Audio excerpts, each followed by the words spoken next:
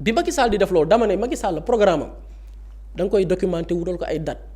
parce que moom dafa amoon un programme criminel le programme criminel c'est daté c'est archivé am ay tour am ay date am na benn marché xam nga maa ngi marché 45 milliards yi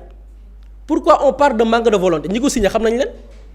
ñu ngi ci dëkk bi Abdoulaye Daouda Diallo moo ko signé ak Abdou Karim Sall ñu dem solliciter un criminel un bandit comme Petit Boubé Aboubacar Hima la tudd turam dëgg-dëgg Aboubacar Hima la ñu koy woowee Petit Boubé c'est un bandit c'est un voyou kooku lañ dem jënd armes li tax ma ne dossier yi c'est facile à régler am na ci yenn armes yoo xamante ni palais lañ ko livré palais présidentiel biñ ko li tax ma ne la dossier bi c'est facile à régler armes yi ñu ngi ko livré ab ñu mun naa ci benn jour palais ñu ngi ko livré palais le 11 octobre 2022 ki ko réceptionné xam nañ ko et après bi ñu ko livré palais lan moo ci topp dañu ne cette transaction implique la livraison de 104 tonnes d'armes qui vont être stockées dans une zone militaire de l'ancien aéroport Léopold Sédar Senghor après y avoir livré par la STAM et faisant l'objet depuis distribution régulière ba ñu ko fa déposé mu am une distribution régulière aux forces armées et ses supplétifs foofu supplétifs yi boo xoolee xam nga la ñuy woowee supplétifs yi mooy nervi yi Macky Sall recruté wu am na ci ñeneen ñu jël leen dugal leen ci suñuy corps yi nga xamante ni ce sont des corps yu ñu respecté mais ñu rax leen dugal ci ay bandits ak ay voyous Macky Sall moo ko def sans formation militaire ñu jël leen dugal leen ci te avant Macky Sall di leen fa dugal naka la def gendarmerie mu changé kilifa ga fa nekkoon xam nga Jean-Baptiste Tine bi ko Macky Sall di jëlee retraité gul woon Macky Sall dafa anticiper le départ de Jean-Baptiste Tine indi général Moussa Fall il avait tout planifié pour que la ñu bëgg ñoom ci renforcer nos forces de défense et de sécurité par des intrus ñi nga xam ne amuñu une formation militaire bu manifestation amee amuñu njàng benn njàngal pour que nii nga war a maîtriser sa bopp jànguñu ko ñu dugal leen ci s'y ajoute des nervis Pape Samba daf ko junj logé à l'APR ñëpp xamoon nañ ni nervis yi biir APR la leen logé woon di leen fay journée certaines commandes yi ñu gisoon ci ay contrats d'armement nga gis ko ñuy génn au siège de l'APR avec des armes ces voyous comme le numéro 9 Ramatoulaye lii lépp xoolal lii lépp c'est tracé gis nga lii chaîne boobu noonu automatiquement prip am nga 100 personnes yoo jàpp. sniper yi c'est-à-dire que tout lépp mën nga ko gis nga tout est documenté donc quand on nous parle de preuve non y a pas de preuve ici. Pape Abdoulaye Touré dafa duñu benn affaire mu ne jëlëb dossier Pape Abdoulaye Touré nee na am na dossiers yoo xam ne c'est très compliqué il faut le dire mais y a des dossiers yoo xam ni compliqué wul góor jigéen yi ñuy jàpp fan yi dañu am ñu jàpp ñu bañ a wax ñu def des réquisitions au niveau de leur téléphone portable au niveau des opérateurs jàpp ci ay nit dossier Pape Abdoulaye Touré waxuma la ay réquisitions de jour bi ñu koy torturer dañu tudd chef Sow boobu noonu ba tey ba nii ba sànq ci suba xam nga loolu c'est très clair bi ñu koy dóor pour ray ko ils ont appelé benn waay bu nekk COUD centre des œuvres universitaires de Dakar woo ko ne ko Pape Abdoulaye Touré nangam parce que dañ ko bëggoon taqal ni moom moo taal université lañ ko bëggoon taqal waaja ne waaye dóor leen ba mu nangam taan jaar fu ñaaw nee na sax moom fa la dóor yi gën a taqarnaase pour te dire waajooju noonu nguuru président Bassirou Diomaye Faye ñëw na Bassirou Diomaye Faye tabb fa un directeur boo xamante ne nii bokkul sax Pastef teg ko fa kooku nekk fa di liggéey ba tey bu dee ni Pape Abdoulaye Touré dañ ne wax na am dëgg waxul dëgg nañu xool ba xam kooku noonu mu tuumaal nekk ci chef de sécurité bu COUD nañu dem xool ndax jour boobu noonu recevoir na numéro bi mu yoroon ba jamono yooyu recevoir na un appel ci nervi yooyu noonu ci heure bi xoolal Pape Abdoulaye dafa jox ban heure la ñu woo waajooju noonu boo ko jàppee jàpp nga nervi ñu ne la ci régime bu Bassirou Diomaye Faye kooku mi ngi COUD di fa liggéey ba tey te kooku Ramatoulaye boo ko jàppee ci guddi gi ñu doon torturer Pape Abdoulaye Touré ay réquisition ngay def au niveau de l'opérateur téléphonique ñu wax la ci même heure bi kan moo ko woo jàpp nga nervi bi ñu ne la ba tey mi ngi foofu di fa liggéey il n'est pas inquiété du tout kooku piste la boo xam ne boo fa jaaree jàpp nervi yi léegi boo jàppee nervi yi dem fan dem nag automatiquement ci les commanditaires ministre ba leen yónni kañ doon torturer mais la tey ku ne xam na ni affaire yi ni muy fonctionner ah ñu on connaît dëkk bi ni muy fonctionner boo toppee chaîne bi même la responsabilité la plus haute autorité de la gendarmerie tey nga yaakaar dinañ jàpp nit ba mu nekk ci yenn conditions yi te jamono yooyu général Moussa Fall yëgu ko c'est-à-dire que am na yoo xam ne sax doo ci bëgg a wax am na ci benn au sein de la gendarmerie xam nga dégg nga fa dee tey la disparition de Didier Badji Fulbert Sambou dégg nga ci ay dee mais am na ci yoo xamante ni nii mais gars yi am na lu ñu ci xam y a des opérations yoo xamante nii la plus haute autorité xam nañ ni est-ce que am na ci responsabilité oui ou non daf ci am yoo xam ne c'est des preuves à l'appui yoo xam ne nit ñi dañ ko yor les complices ñenn ñi nga xam ne c'est des autorités ñu yoroon ay ndombal tànk fii xam nañ leen yow comment se fait-il maa ngi waxtaan sànq gendarmerie ñu ne gendarmerie rey nañ kenn ci ay ñoñam biir gendarmerie ba moment bi may wax ak yow nii gendarmerie amul benn preuve boo xamante ni nii tey Didier Badji il est gendarme ñu ne la kooku xam nga avant waxu yoon dee dañ ne dafa disparaître après la ñu gis ni dee na ba nii may wax ak yow jamono yooyu du temps de général Moussa Fall amul communiqué de la gendarmerie pour masawu njabootam bu ma koy wax nag waxuma pour au nom gendarmerie générale de parce que ñun on respecte la gendarmerie c'est un corps de référence c'est un corps noble ay garmi ñoo fa nekk mais qui connaissait la gendarmerie xam ne gendarmerie du taxawoo noonu ay njabootam ñun xam nañ gendarmerie du gedd ay njabootam gendarmerie du gedd doomam man xam naa ci dara man sama papa gendarme la woon suñu caatu kër ba sama papa bi mu décédé gendarmerie moo ko topp ba ni mu màggee gendarmerie ko topp di ko fayal jàng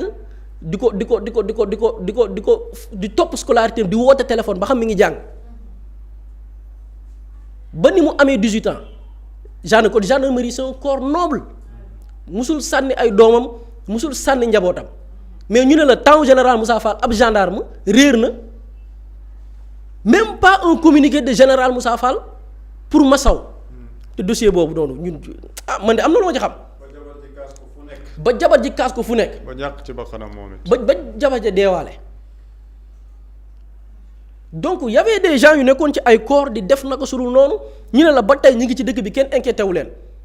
alors que y a des dossiers yoo xam ne boo fa demee man maa la ko wax fekk fa seen tur bi ñuy jël ay affaire information de la gendarmerie ak police di ko jox seen benn compte mu koy publier information yi kan moo ko mën a yor ces informations duñ koy jël information par exemple bi ñu jàppee Ousmane Sonko noonu information bu ñu ko jotee xam nga gars yi ci dossier boobu doon gars yi dañoo bëggoon saraxe gendarmerie ou bien astafurlah gendarme bi jàppoon Ousmane Sonko foto ko xam nga duñ ko bëggoon saraxe jamono yooyu yow un gendarme tey bu ñu ko santé une mission par exemple ñu ne la demal leen jàpp Ousmane Sonko ngeen indi ko Dakar ñoom ñi ko jàpp dañu am devoiru foto ko ci saa si mais yow nit bu defee choc sax ci mbedd bi police wala gendarmerie dañuy ñëw commencer jël seen photo di photo dañuy ñëw automatiquement ñoom ñooy def les premiers constats ñoom ñoo koy def jël seen appareil photo mais gendarmerie bi def na li mu war a def muy diw ngeen ñi santoo ñu jàpp ko jàpp nañ ko photo yaa ngi nii information yi la ñu fekk ci moom outils yi objets yi la ñu fekk ci moom jox ko seen kilifa kon le gendarme moom il a fait son job mais autorité bi jël information yi jox ko benn compte waa APR ñu jël ko di vilipender yooyu noonu autorité boobu la ñu war a cibler directement pas le gendarme parce que boobu dañu bëggoon sacrifier les gendarmes donc ñooñu ces gens là xam nañ leen donc on peut pas nous parler de preuve parce que fii lépp dafa leer lan moo am manque de volonté ñun xuloo wuñ dëkk bi xam nga la moo fi am ay bandi ay criminels yu fi nekkoon di def ay ñaawteef pare bëgg a sàng seen boobu sutura taxaw ëpp nit ñi làmmeñ rëy làmmeñ te c'est des voyous c'est des délinquants lii moo fi am des voyous et des délinquants on règle leurs affaires on tourne la page projeté vers le futur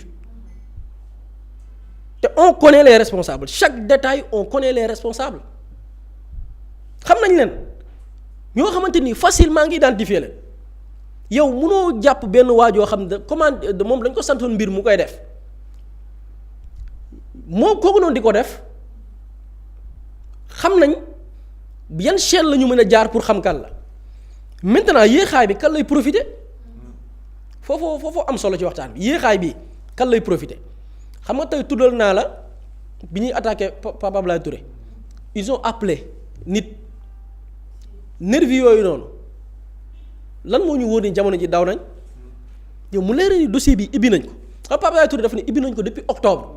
octobre ba avril 7 mois nervi boobu dégg ni yaa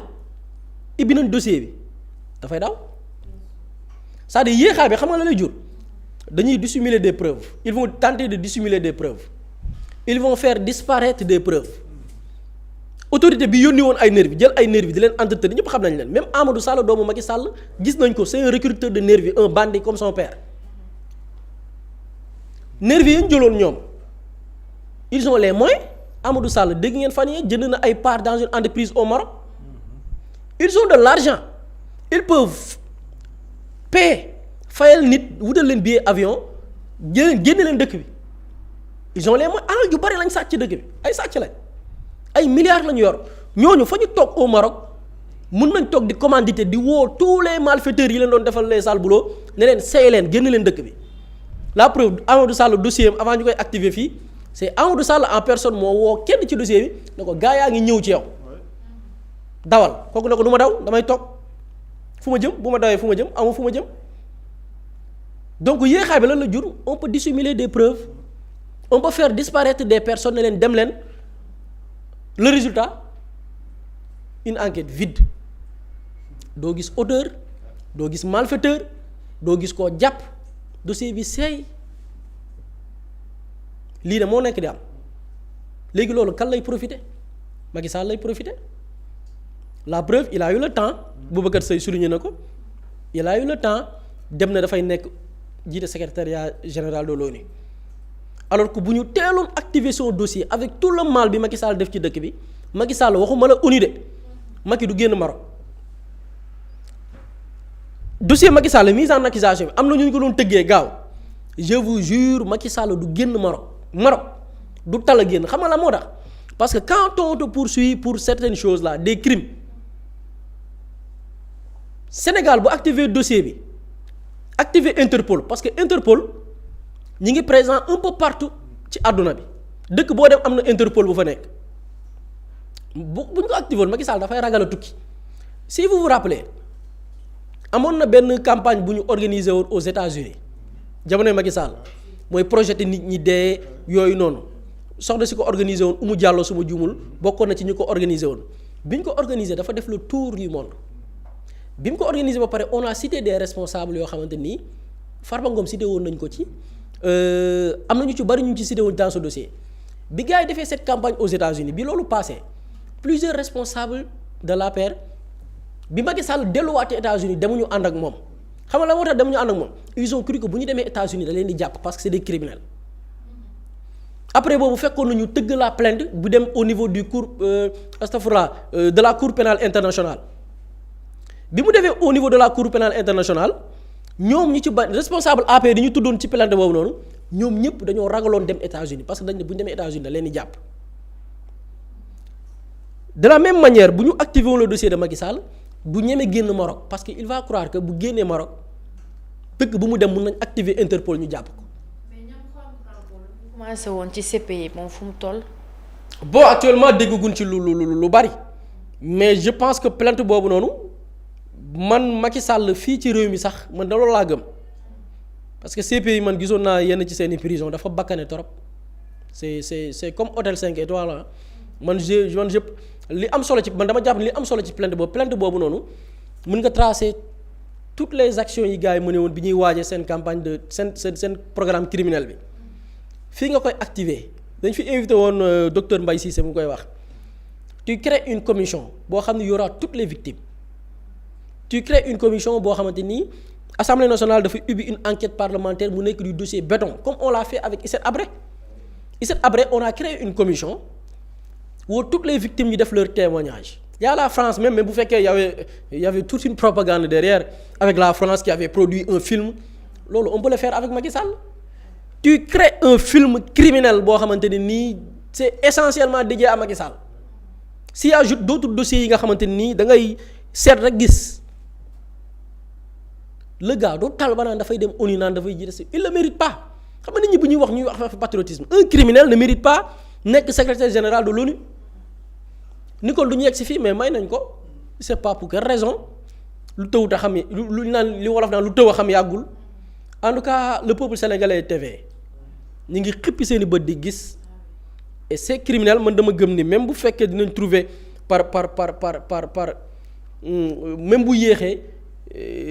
même bu fekkee ñeneen ñi dafiy pexe pour faire disparaître des preuves tôt ou tard yu ci bari dina feeñ et que les responsabilités dañ leen situer ku ci nekk yoon la mu warloog yow mu def ko je pense. en tout cas yàgg na 2 ans sans justice moom c'est inimaginable kenn xalaatu ko woon. police dafa ñëw fu am solo mooy le fait que ñu mën a instaurer la responsabilité du président de la république parce que fii da ngay ñëw ñu ne la waa li xew nii yëpp président kenn mënu ko topp sax lenn rek nga mën a toppee président mooy haute trahison et la haute trahison n'est pas clairement définie au niveau de la loi loolu la ñu yàgg jaay quoi donc la responsabilité du président Macky Sall ça ne peut pas être engagée ñu bëri dañ naan la non Macky Sall c'est pas la personne mais c'est l'institution parce qu'il était président de la république li bëri wax gis nga mbir yi boo ko toppul loolu lay indi président mooy mën a ñëw falu def lu ko neex ñu convoquer la raison d'état comme ñoom niñ ko doon defee am ay tappalekat société civile yu leen di jàppale et ce qui est extraordinaire cette personne bi wax ci société civile boobu di défendre tey Macky Sall ne waaw état du Sénégal dafa war a défendre dafa war a porter la candidature de Macky Sall au niveau de l'ONU parce que Macky Sall c'est un Sénégalais njëriñu Sénégal la même personne en 2012 le commissaire Arona Sy waroon dem am benn poste international boo xamante ne daf ko doon wutu ji dafa doon def campagne ne kii tant que leeraluñ crime yi ñu fi bàyyi en 2012 Sénégal waru ko encourager yow Arona Sy c'était un commissaire de police nga ne Sénégal waru ko encourager Macky Sall c'était un président de la République boo xam ne réew mi dafa am plus de 80 morts nga ne gars yi nañ encourager sa candidature parce que Macky Sall de toute façon da doon respecter l'État voilà ce qui est en train de se passer et fi may dellu mooy buri li muy wax la responsabilité du président de la République li neex ci mbir mi mooy c'était quelque chose prévu dans le programme du président Bassirou Diomaye Faye moom programme bi mu jox sénégalais dañ ne il faut ñu instaurer la responsabilité politique du président de la République bu ñu demee ci programme boobu ñu ngi ne l'instauration d'un pouvoir exécutif responsable et la réduction des prérogatives prédominantes du président de la République ñu ne l'exorbitance des pouvoirs du président de la République a entraîné une mainmise de l'exécutif sur le pouvoir législatif et le pouvoir judiciaire président bi am na doole joo xamante ne pouvoir judiciaire ak pouvoir législatif bi lépp moom moo koy doxal ni mu ko bëggee cette centralité de l'institution présidentielle est dommageable pour la démocratie et la bonne marche de nos institutions doole googu ñu ko jox yépp baaxul ci suñu démocratie baaxul ci suñuy institutions dès lors rétablir l'équilibre des pouvoirs devient une urgence il faut que ñu rééquilibrer pouvoir yi pour ce faire nous initierons des réformes constitutionnelles consolidantes tendant à réduire les pouvoirs du président de la République ñu ne pour fànk loolu dañuy def ay réformes yoo xamante ne day wàññi doole pouvoir président de la République waa ci biir réforme yooyu premier point dañu ne nous mettrons fin à la concentration des pouvoirs entre les mains du président de la République en instituant sa responsabilité sa révocabilité et son obligation de rendre des comptes ne dañuy def ay réformes yoo xamante ne dañuy wàññi pouvoir yi nga xamante ne président de la République da koy am ba pare indi ci réforme yooyu loo xamante ne dafay am obligation de rendre des comptes ba pare mën nañ révoquer le président de la République mën nañu destituer le président de la République loolu programme président Bassirou Diomaye Faye loolu ci la bokk mais lan moo tax mu defoon loolu ci programme mooy li buri di expliquer nii sànq li fi xewoon yépp dans 2024 moo tax ñu def ko ci benn programme politique ci loolu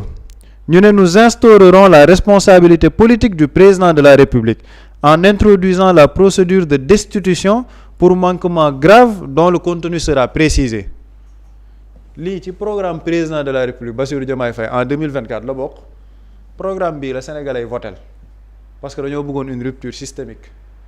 lu tax ñu bëgg rupture systémique mooy le narratif bi bu dee expliqué fii nii yëpp te li ci doy waar mooy lii 2 ans rek la xew c'est il y a 2 ans c'est pas il y a 10 ans ñi ko def yëpp ñu ngi fii mais malheureusement gisuñ ci dara lenn rek moo ko mën a expliquer un manque de volonté politique du leneen lu ko mën a expliquer et c'est très dommage ci nag sénégalais yi li ñu xeex yëpp pour qu'il y ait un changement de régime. doy na waar en tout cas dossier victime moom boo ko sullee rek sa yaram sa xaw mooy sumbeeku tellement que lu ñu si doon séentu yëpp dara amu ci jërëjëf Boury jërëjëf Pape. yéen ñi nekkee ci diwaanu Sénégal ak li ko wax yéen lay waxal mbokk yi seen naqar dund na leen yéen ngi am jafe-jafe ci ndoxum siti ak ay jàngoroy kajoor mbàkkul yi Binta Beauté Boum ex nañu indil leen produit bu mucc ayib da nga koy jëfandikoo ci saasi daal di tàggoog jàngoro jooju yow mi nga xamante ni nag sa yaram day xasan mbaa nga yor ay tànk yuy xar dawal gaaw nga dem jëndi Binta Beauté Boum mooy produit bi nga xamante ni ay borom xam-xam ñoo ko saytu foofu ca Espagne daal leen ko indil nag ca diwaanu Sénégal ngir nga tàggoog ndoxum siti ak ay karaas bopp buy xasen Binta Beauté Boum moom moo ca gën a gaaw rawatina nag ay tànk yuy xar da nga koy jëfandikoo ci saa si daal di gis résultat ba mbokk yi tëggal numéro téléphone bile plus 221 77 792 29 01 fu ngeen ko mënti soxla ci Sénégal am nañu ca Daara Jolof bu ngeen àggee ca bitigu 24 heures ba daa ngeen ko fa fekk yi rawatina yow mi nekkee ca Ndakaaru dawal nga dem ca Géejawaay ca booru marché jeudi ba boo fa àggee daa neen lu ko jox bu ngeen demee tamit ca terminus Liberté 5 rond-point JVC daa ngeen ko fa fekk am nañ fa boutique foofu ca Pikine Diamaguène Sips bu ngeen demee daa ngeen ko fa fekk Kër Massar ca Fass Mbao bu ngeen fa àggee daa ngeen ko fa fekk ca Kër Massar bu ngeen fa àggee daa ngeen ko fa fekk foofee ca Dooji mun ngeen a dem ca rajo communautaire ba en face daa ngeen fa fekk produit bi foofee ca Touba it bu ngeen àggee ca marché Ocass ci place su Madické Gueye daa ngeen ko fa fekk yow mi nekkee ci diwaanu Espagne nag jëlal numéro téléphone yi lée da ngay composé plus 34 602 66 57 85 bu dee yaa nga ca Espagne wootal ci numéro boobu ak fu ngeen mën a nekk ci Espagne ñu daal di leen ko jox muy seen produit bi gën a wóor da ngay tàggoog lépp luy ndoxum siti mbaa ay